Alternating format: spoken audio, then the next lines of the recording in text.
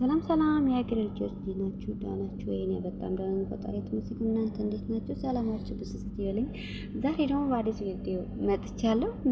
እንደምትወዱት በጣም እርግጠኛ ነኝ። ዛሬ እንግዲህ ይዤላችሁ የመጣሁት የቆየው ፍቅር አንድ የፍቅር ታሪክ ላጋራችሁ ነው። የትም እንዳትሄድሽ አዳምጡኝ። በአንድ ወቅት በልጅነታቸው የተዋደዱ ሁለት ሰዎች ነበሩ። ያኔ ዓለም እንደዛሬው አትመስልም ነበር። በየቀኑ የሚገናኙበት ሜዳ፣ የሚስቁበት የትምህርት ቤት ኮሪደርና ለወደፊት ህልማቸው የሚያገሩት የማይጨርስ ንግግራቸው ነበራቸው። አድገን እንጋባለን የሚል ቃል በዛን ጊዜ ለነሱ እንደ ህግ ነበር። ነገር ግን አደጉ። ህይወት ደግሞ የራሷን የጨዋታ ህግ ተከተለች። የሰው ልጅ ሲያድግ ቅድሚያ የሚሰጣቸው ነገሮች ይቀየራሉ። ኃላፊነት፣ የኑሮ ሁኔታ፣ የቤተሰብ ግፊት እና አንዳንዴም የመንፈስ መራራት ገቡ። ብዙዎቻችን የልጅነት ፍቅራችን የማናገባው ለዚህ ነው። ምክንያቱም ከልጅነት ወደ ጎልማስነት ስንሸጋገር እኛ የሚለው ማንነታችን ይለወጣል። ያኔ ነው እኔና የዛሬው እኔ አንዳንድ ጊዜ አብረው የሚሄዱ አይሆንም። ጊዜው ደርሶ ሌላ ሰው አገቡ፣ ሌላ ህይወት መሩ፣ ልጆች ወለዱ፣ የራሳቸው ቤተሰብ መስርተው በሰላም መኖር ጀመሩ። ነገር ግን ያ የልጅነት ትዝታ ከልባቸው አልለቀቀም። እንደ ጥንታዊ መጽሐፍ አበራ ተገርኖ ነገር ግን ሁሌም እዛው አለ።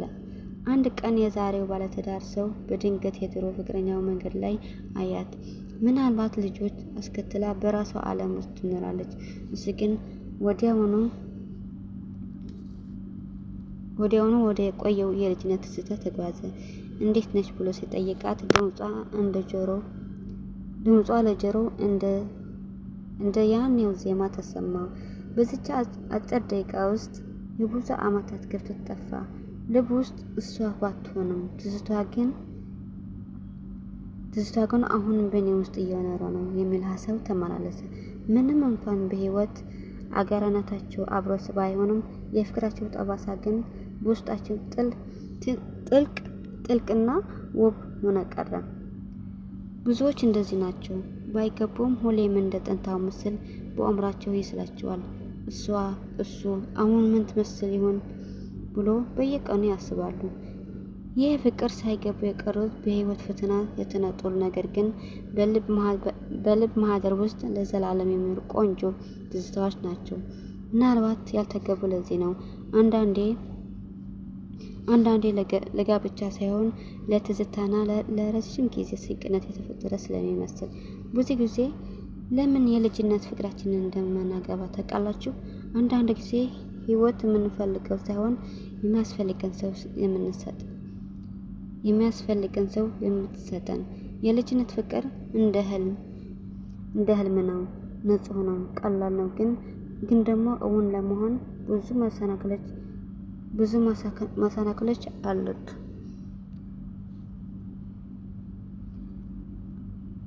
አብዛኞቹ ባይገቡም በትዝታ ውስጥ ግን ለዘላለም ተቀብረው ይኖራሉ። በልጅ ወልዶ ሌላ ሰው አጅቦ መሄድ ብቻ ሳይሆን የልብ ጥግ ላይ የዛን ሰው መኖር ለዘላለም ማሰብ የሚገርም የሰው ልጅ ስሜት ነው።